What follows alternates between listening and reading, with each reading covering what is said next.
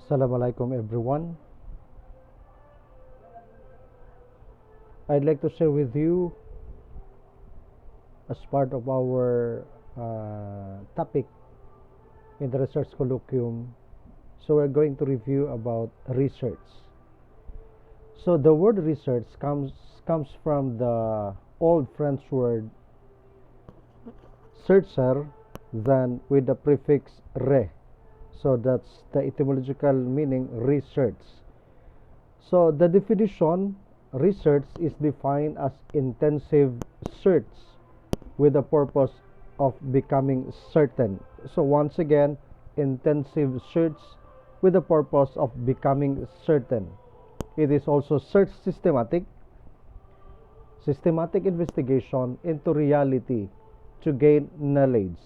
So all of us and all of you had already experienced this research when you had your master's degree. So this is just a sort of review to all of us. So the outline of this presentation,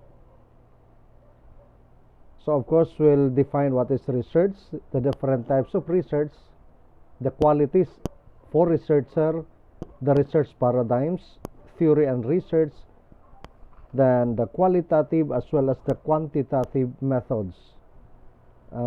If we have still time, we will be tackling with the research ethics.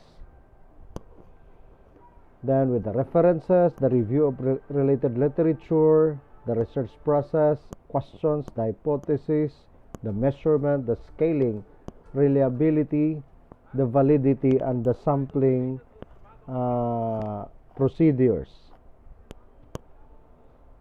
Then of course, with the questionnaire, the research proposal writing, the content analysis, the survey, the focus group discussion, experimental methods, and longitudinal research, participation or participants observation, case studies, the use of the secondary data, the analysis of quantity as well as the qualitative data, the research reporting.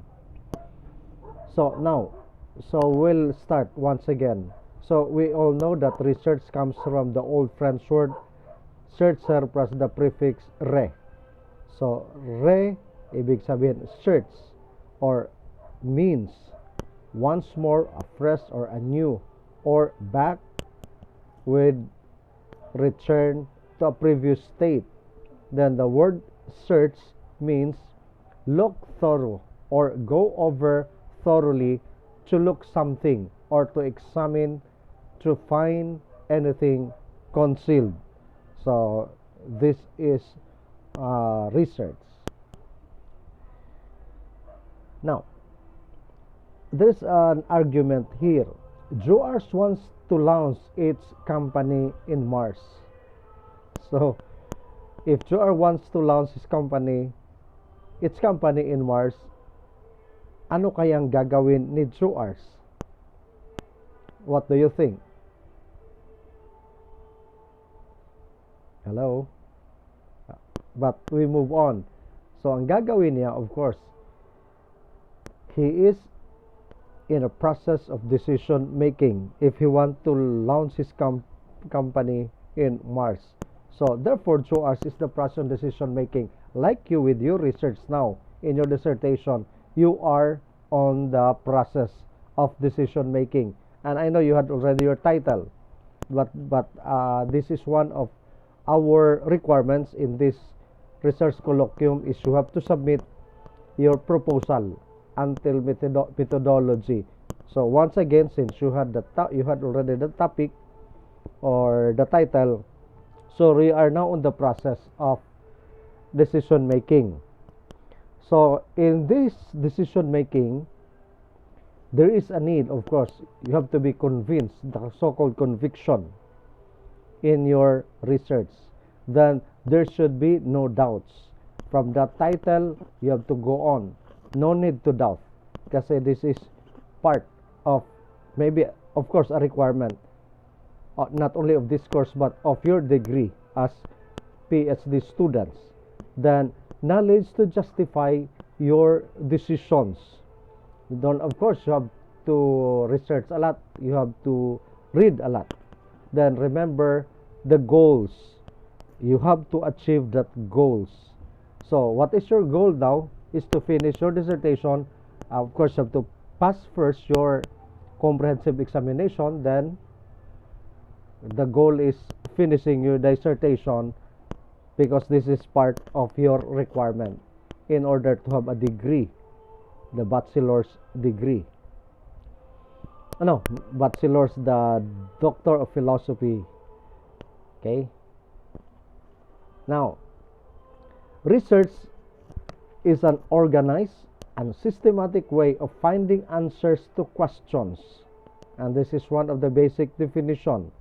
So from the process of decision making, then you have to be convinced, a lot of knowledge, you have your goal. Now, once again, this research is an organized and a systematic way of finding answers to questions. And of course, in your situation and with your experience when you did your thesis in your master's degree, so you know this very well. So I told you this is just a sort of a reminder, a refresher course when we talk about research. So why systematic? Because there is a definite set of procedures and steps which you will follow. There are certain things in a research process which are always done in order to get the most accurate results. So once again, why it is systematic? Because you have a set of procedures and steps which you will follow. Then, in order to have the so-called, from your statement of the problem, you want to have an accurate answers as well as result of that question. Next, why it is organized? Another question, because it is organized in that there is a structure or method in going about doing research. It is planned procedure. It is it's not a spontaneous one. It is focused on a limited to a specific scope. That's why your title now, that will guide you, that will lead you to have this you want to have the result of that what you want to do with that title or that research. Then in finding answers is the end of all research, whether it is the answer to a hypothesis or even a simple question. Research is successful when we find answers. Sometimes the answer is no, but it is still an answer. In a research, like for example, in your experience, you have in your mind, ano kaya kung hindi masasagot ito? Ano kaya kung kabaliktaran yung sagot? So in this case, in finding that answer, whether it is yes, whether it is no, that is still an answer, and that's still part of the research. Okay? Then the questions are the central to research. If there is no question, then the answer is of no use. So that's why the question is very, very important. Then research is focused on relevant, useful, and important questions. Without questions, research has no focus, drive, or purpose. I think that's self-explanatory. So once again, the question is central to research. Then it should be relevant. Why relevant? Bakit napapanahon in Filipino? Of course, pag obsolete na yan, no need to research, but it should be relevant. Nowadays, I think the very common research is the pandemic. Okay? Then another definition of research. According to Newman, research is a collection of methods and methodologies that researchers apply systematically to produce scientifically based knowledge about social world. So that's according to Newman. When you talk about methodology, what's the difference between methodology and method? So take note on this. Two terms are often treated as synonyms. Methodology is broader and envelopes methods. It is understanding the social organizational context, philosophical assumptions, ethical principles, and the political issues of the enterprise of researcher who use the method. So once again, though they are synonymous, but may pagkakaiba din sila because methodology is broader and envelopes the so-called method. Next, so the methods now are sets of specific techniques for selecting cases, measuring and observing aspects of social life, gathering and refining data, analyzing data, and reporting on results. So once again, research methodology, now you know, as well as methods, synonymous yet may pagkakaiba din sila. So another definition, research must be a systematic and follow a series of steps and a rigid standard protocol. These rules are broadly similar but may vary slightly between the different fields of science. That's another definition. Now, when you say research is used as a basis of knowledge, what does it mean? And of course, the basis of knowledge, I think you have an idea about this. Then we have the so-called the alternative to research. What about this alternative to research? The authority, the tradition, the common sense, the media myths, the personal experience. So what about this authority? So take note on this, especially in doing your dissertation. So once again, there are alternative of research. The first is the authority. When you accept something as true just because someone in a position of authority says it is true or it is an authoritative publication, you are using the authority as the basis of knowledge. So now, this is authority, like parents, teachers, as well as the books. So that's more on authority. Okay? Then what about the next one? The tradition. Tradition is a special case of authority. The authority is of the past. It means you accept something as being true because it's the way things have always been. Would you agree with this when you talk about tradition as an alternative to research? Maybe yes, maybe no. And why? Because there are traditions which are not in conformity with the standard. May mga traditions na ganun ha. So, but still, this is the one, sabi, authority of the past. So we cannot do anything. That's part of the tradition. It's like culture. Okay, in your sociology, you still remember in sociology, that's debatable. Okay. Next, sentido común, the common sense. You rely on what everyone knows and what just makes sense.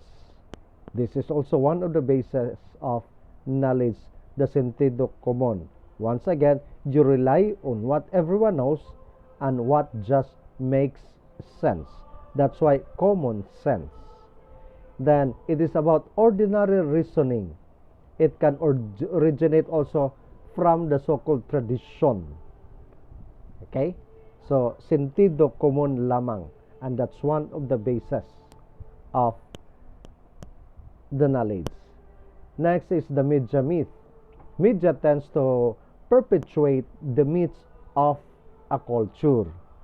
Like nowadays, we have a lot in the social media.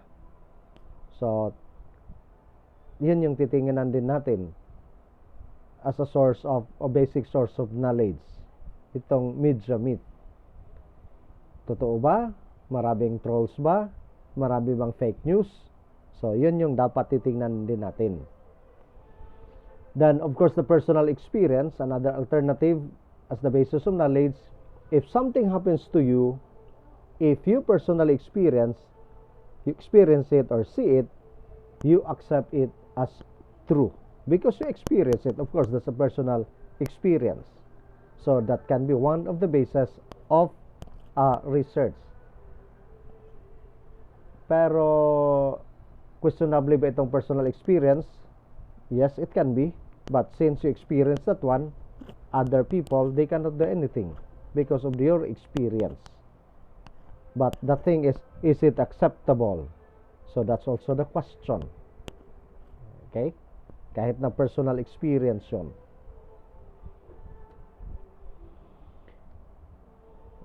So, there are a lot of types of research, but I think we have to focus only on the quantitative as well as the qualitative research. But as is, we are going to fast track or to review about this. So, like quantitative, the basic research, applied research, longitudinal research, the quali, the descriptive. Yes, we are also using descriptive research, the qualification research, then the comparative, explorative, explanatory research, the causal research, the theory testing research is more on science, theory building research. I think you have also your subject, the theory building in the different disciplines, if you still remember. Then the action research. Action research, palagi yan sa mga teachers, especially sa DepEd. Mga teachers dito, you're always doing the action research. So what about this quantitative research? It is based on the methodological principles of positivism and neo-positivism. It adheres to standards of strict research design. Statistical analysis is used in it. So, this more on numbers when you talk about quantitative research. And there is an exact answer when you talk about numbers. So, which is also the opposite of this qualitative research. Okay? Next, the basic research. Fast track natin ito. The purpose of gaining knowledge. It advances the understanding about social world, help in supporting and rejecting existing hypotheses and theories.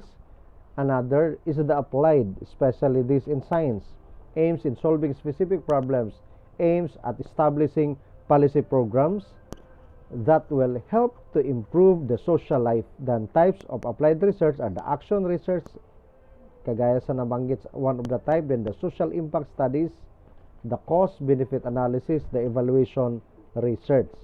So that's more on applied. Then longitudinal research involves the study of sample or more than one point at a time on the occasion, like trend studies or the panel studies.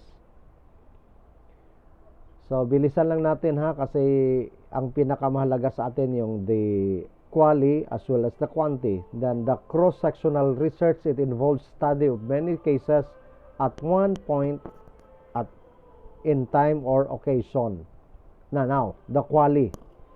It is based on the methodological principles of phenomenology.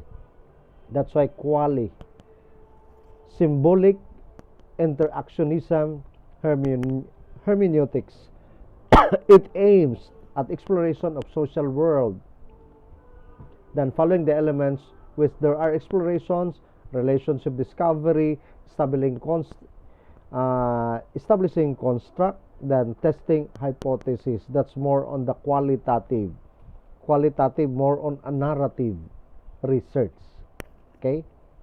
You have to write what the respondent have said. Then we have also the descriptive research. I think we are also using this one. Usually it is a form of preliminary study of the research project. Then it aims to describe social events, relations and events. Then it provides background information about an event in question.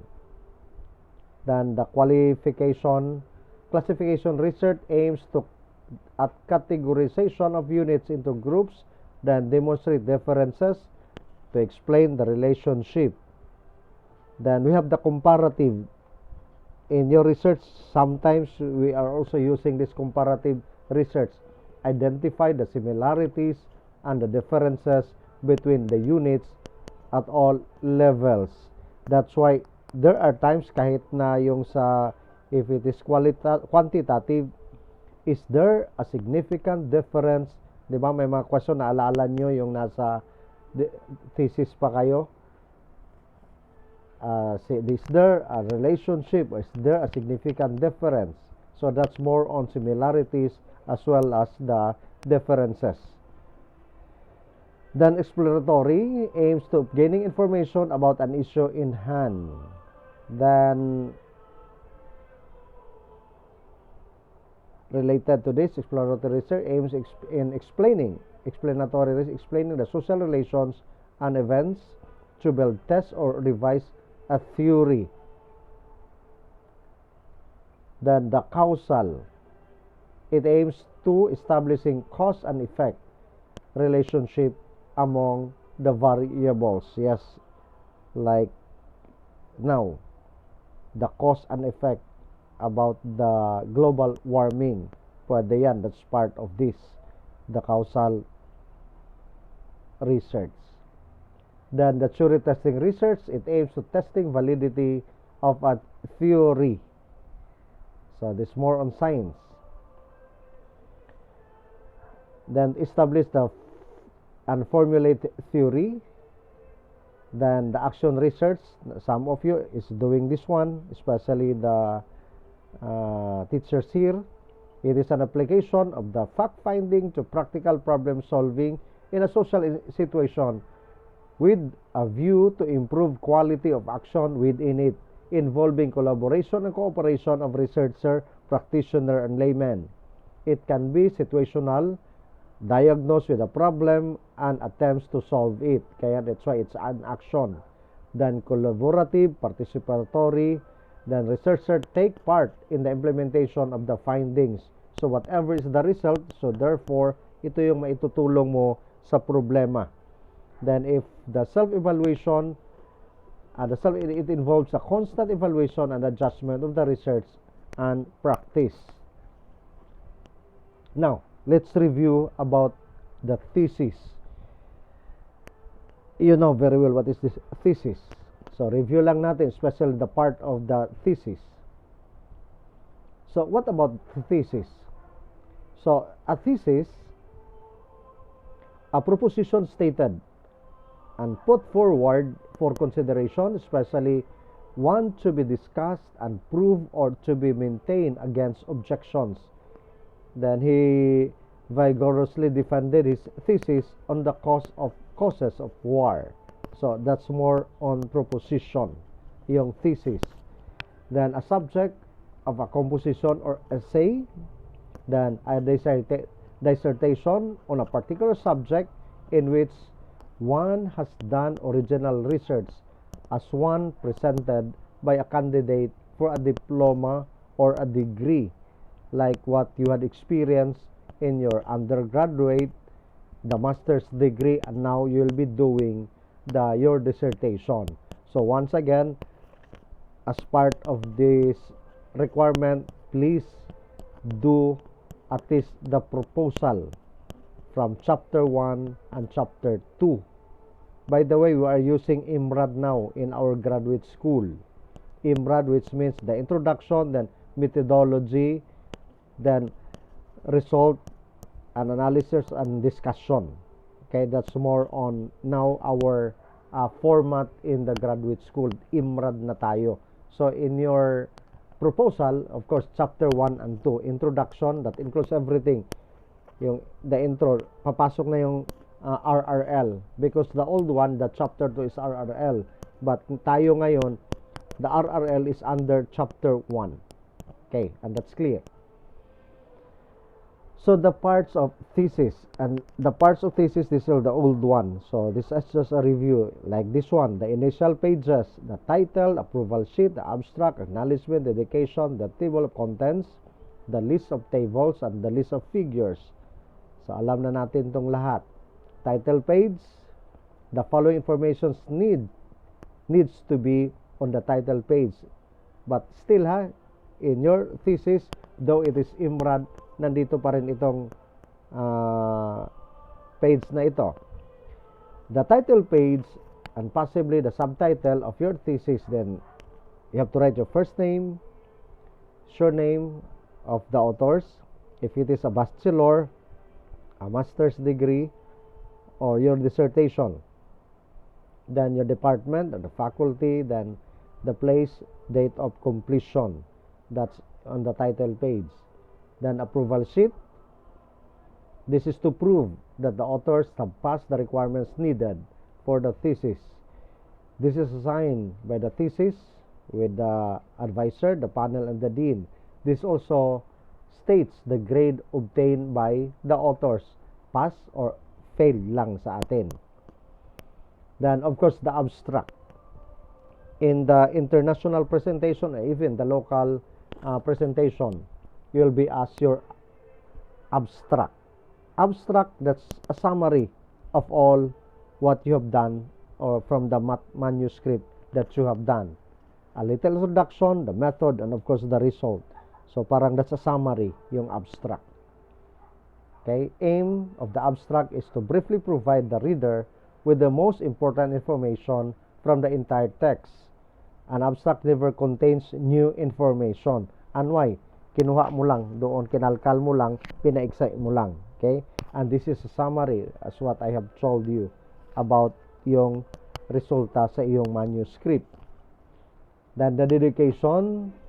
So once again, review lang natin ito This page is for dedicating the thesis or your dissertation to a certain people or groups who have inspired the researchers while doing the thesis. Your family, friends, or if you're a sponsor, kung mayroon mang sponsor, then of course the acknowledgement.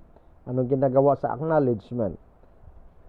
This is a page focused on expressing gratitude for organizations, the agencies, the individuals, then the way or another, in one way or other, have aided the researchers in finishing the thesis, your advisor, your panel, etc. You have to acknowledge them. Parents, close friend, the wife. So, yun yung sa acknowledgement. Of course, the table of contents. The table of contents is essentially a topic outline of the thesis. So, it is compiled by listing the headings in the thesis down to whichever level you choose. So, that's the table of contents. Then, the list of tables and figures. Include the list of figures, that's figures, the illustration, and the list of tables if you have one or more items in this category. But if your study is more on qualitative, of course, wala mang table.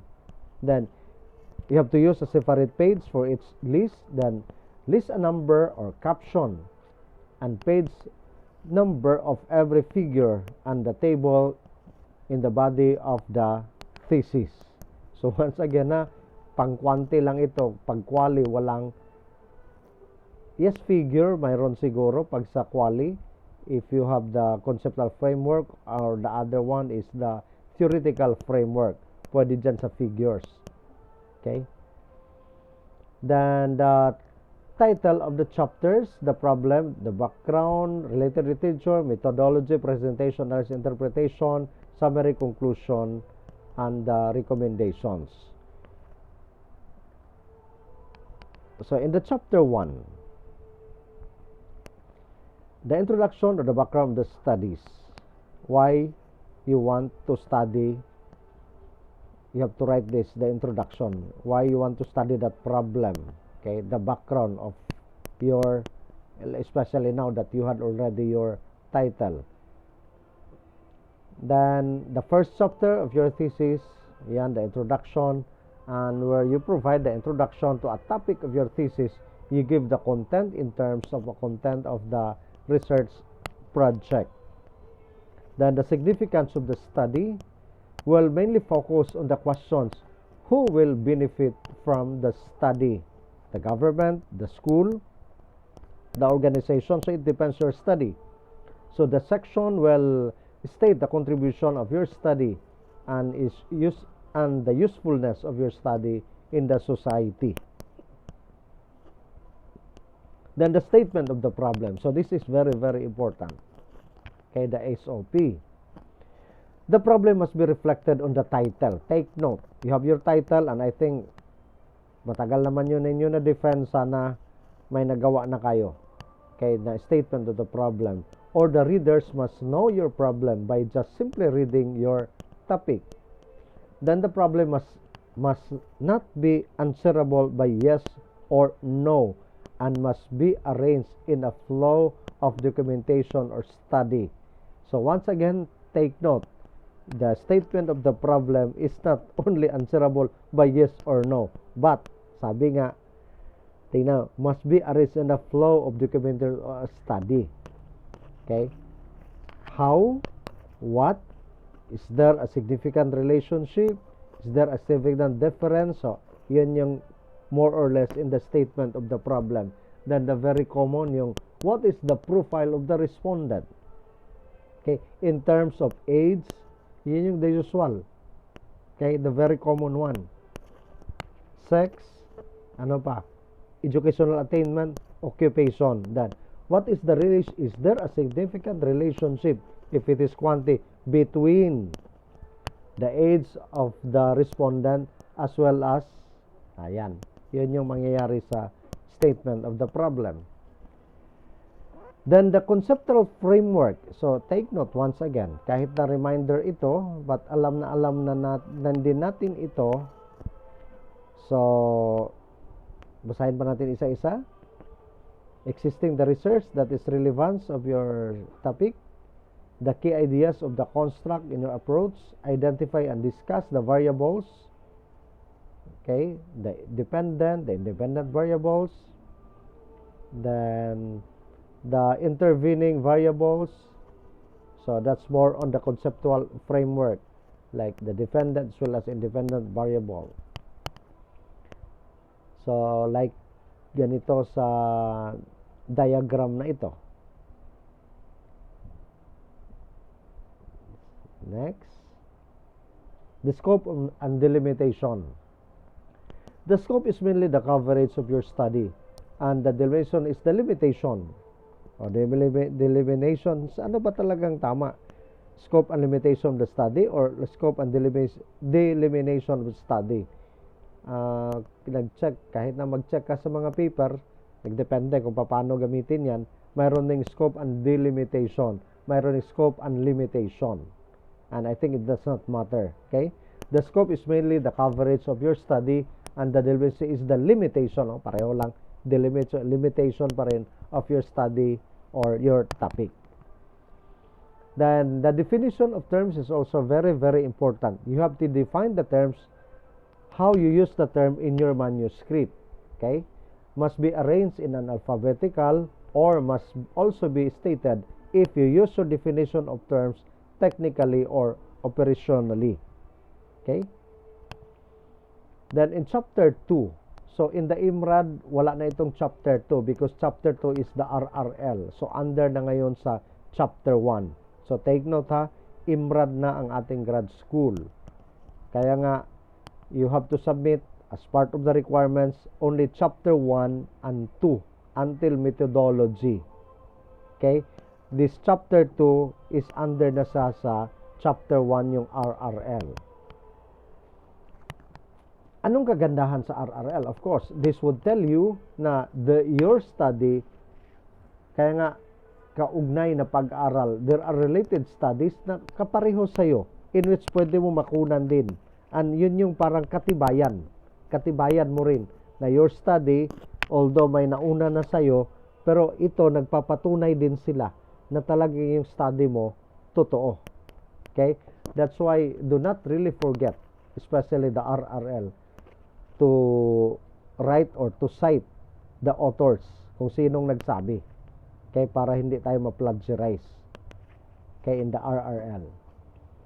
So, still the related studies. So, itong the methods or the methodology of the study, ito na yung chapter 2 ngayon. Okay, sa IMRAD. So, ulitin ko ha, IMRAD, introduction, then including the chapter 2 yung the RRL now dito, chapter 2 na ito yung old style kasi the methodology. Okay, so that's chapter 2 now. So of course una-una may research design. The appropriate research design should be specified and described. Then the population or sample, describe the population of the interest and the sampling of the subject used in the study.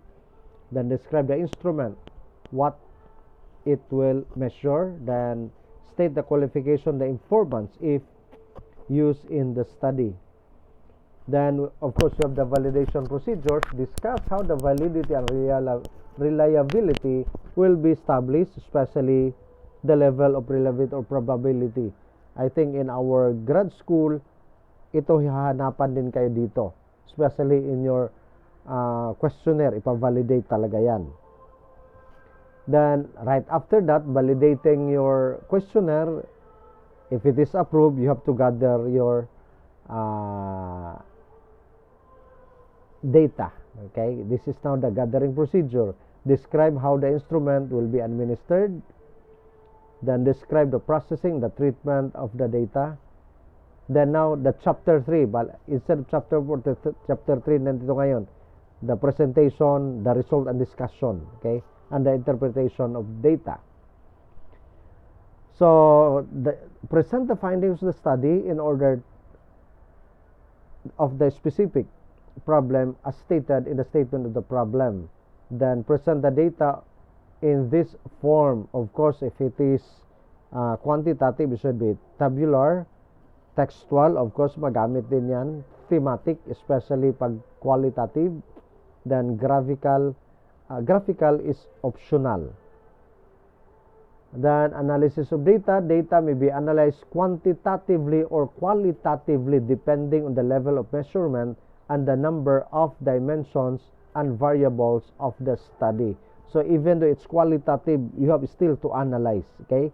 And in analyzing that data, of course, in the qualitative research, you have to quote some of the authors kung ano yung sinasabi sa resulta ng iyong na-gather na data, if it is qualitative. And of course, as well as the quantitative. Then analyze in depth and give meaning of the data presented in the data presented in the table. Then avoid table reading. Then state statistical descriptions in a declarative sentence. Ulitin natin ha. State statistical descriptions in a declarative sentences.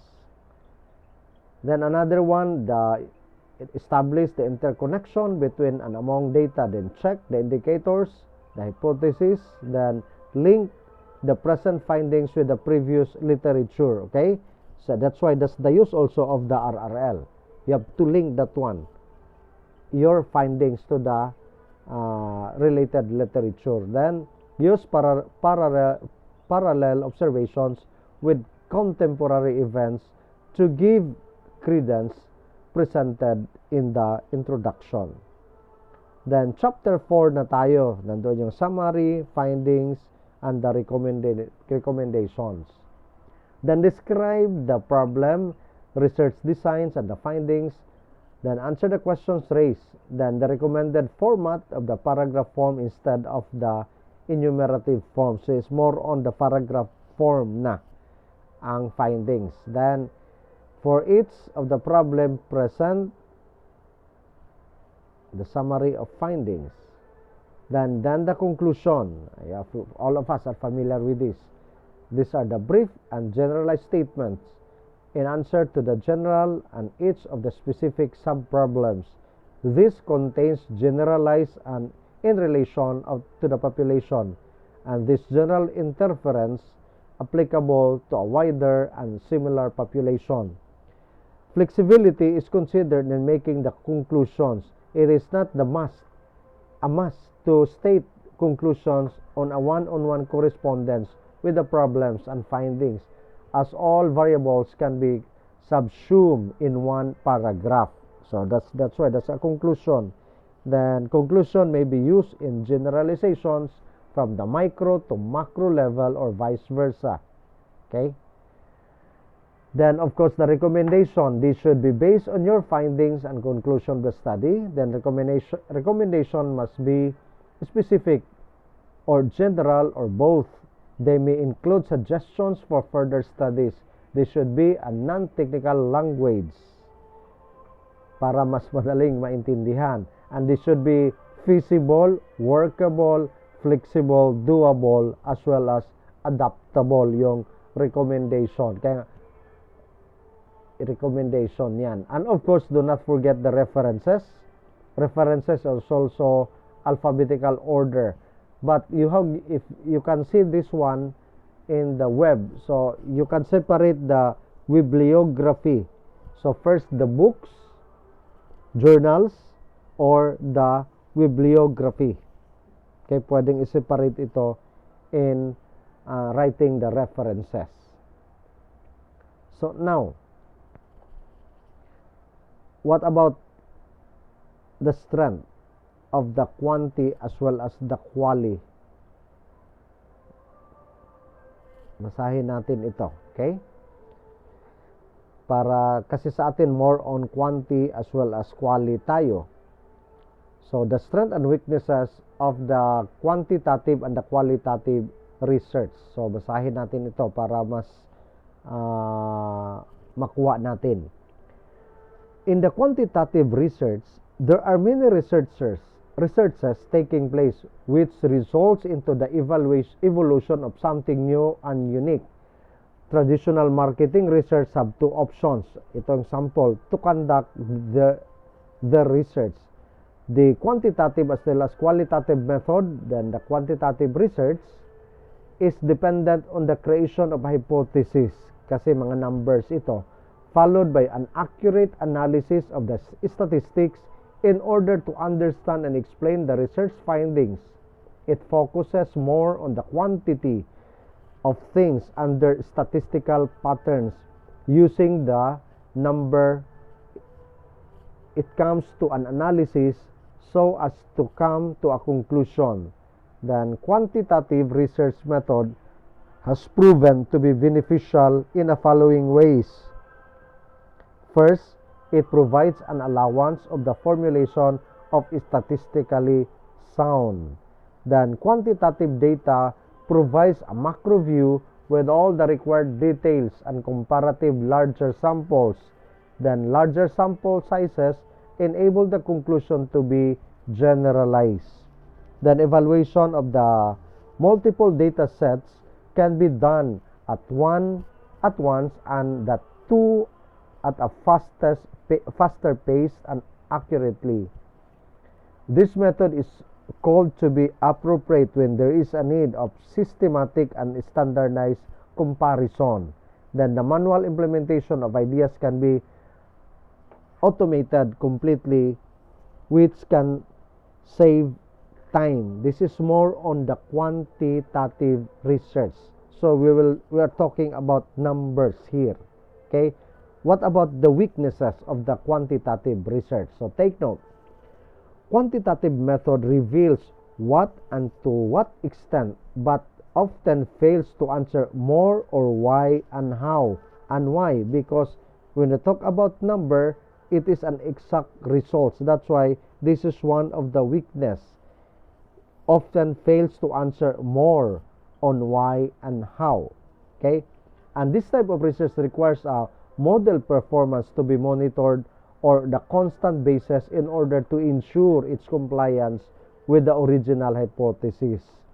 Then the impression of homogeneity in a sample may turn out to be fake in this method. Kaya nga weakness din siya. And this method involves number of quants supply and also involves the complex disciplines and are hard to master. Bakit hard to master? Because you are talking about numbers. Then what about the qualitative research? The qualitative research is more focused on exploring the issues, understanding the actual problem, and enabling oneself to answer all the questions. Then quantitative method is more dependent on deriving the value of variables under natural setting. The data via this method is collection by asking open-ended questions and serving with the direct quotations. Then qualitative can be beneficial of the following ways. All problems and topics covered under research are all in detail. And why? This is more on narrative. Sinasabi lahat. Then this method majorly focuses on a small groups which ultimately do not require more expenses when compared to quantitative research. And that's true.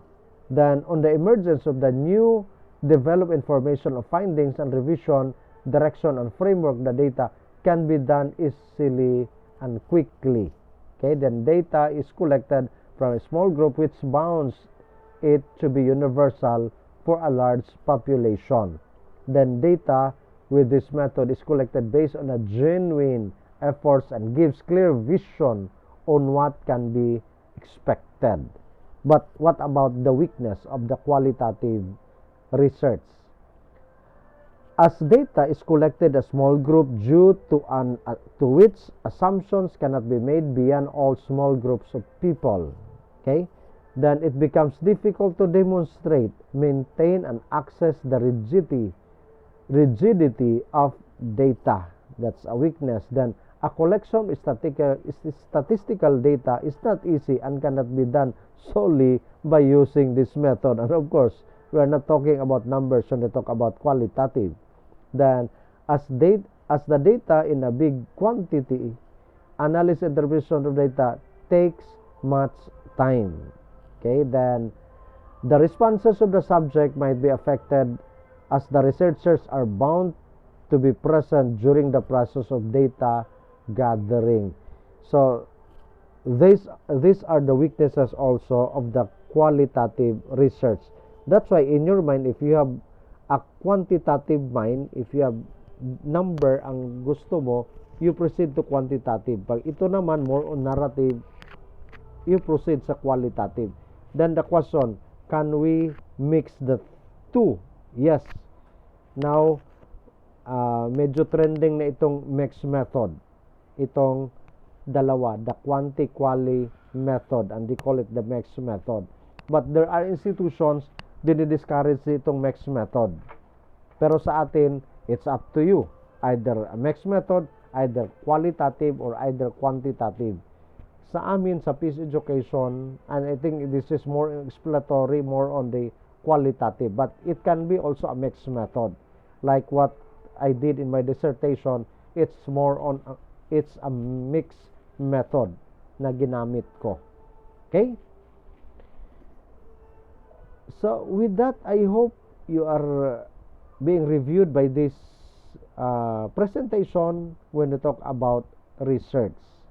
Okay, so once again, God bless everyone. I hope you learn or you relearn, you unlearn about the topic on research. So God bless everyone. This is your friend, Brother JoArs Alferez. Dalaygon ang Diyos.